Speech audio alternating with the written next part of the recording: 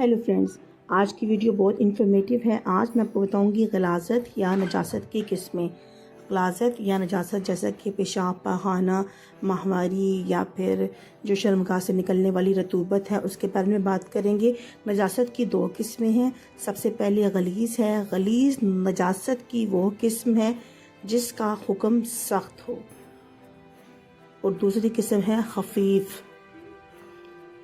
یہ غلاظت کی وہ قسم ہے جس کا حکم سخت نہ ہو۔ ابھی پہلے میں نے آپ کو بتایا کہ دو قسمیں جو کہ غلاظت کی ہیں۔ اس کے بعد ہم دیکھتے ہیں نجاست یا غلاظت کا حکم۔ اس کے بارے میں شرعی حکم کیا ہے۔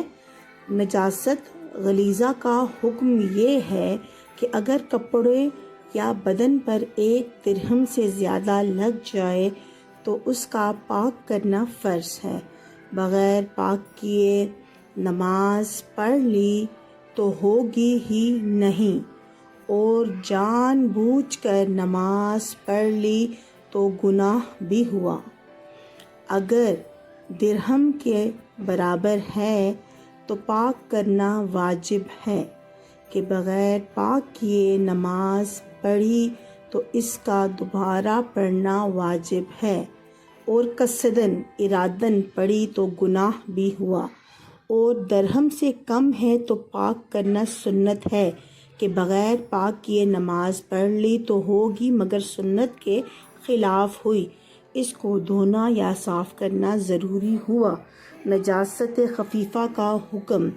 نجاست خفیفہ کا حکم یہ ہے کہ کپڑے کے جس حصے یا بدن کے جس حصے پر گندگی لگی ہے، اگر اس کا گہراؤ 1/4 سے کم ہے تو معاف ہے کہ اس سے نماز ہو جائے گی، اور اگر پوری 1/4 میں ہو تو بغیر دھوئے نماز نہ ہوئی۔ پیشاب کی چھینٹیں۔ پیشاب کی نہایت باریک چھینٹیں سوئی کی نوک برابر بدن یا کپڑے پر لگ جائیں تو کپڑا اور بدن پاک رہے گا، اور ایسا کپڑا اگر پانی میں پڑ گیا تو پانی بھی ناپاک نہ ہوگا۔ نجس چیز کا پاک کرنا۔ کچھ چیزیں ایسی ہوتی ہیں جو کہ خود نجس ہوتی ہیں، گندی ہوتی ہیں، جیسے پیشاب، پاخانہ یا شرمگاہ سے نکلنے والا گندا مادہ یا گندا پانی یا منی یا ماہواری کا خون وغیرہ۔ تو ان چیزوں کو دھونے میں کوئی شرط نہیں ہے، اگر 4-5 مرتبہ دھونا پڑے۔ اگر 3 مرتبہ سے کم میں نجاست دور ہو جائے تو 3 مرتبہ پورا کر لینا مستجب ہے، اور اگر نجاست پتلی ہے تو 3 مرتبہ دھوئے اور تینوں مرتبہ خوب نچوڑنے سے پاک ہوگا، یعنی اپنی طاقت استعمال کرے نچوڑنے میں۔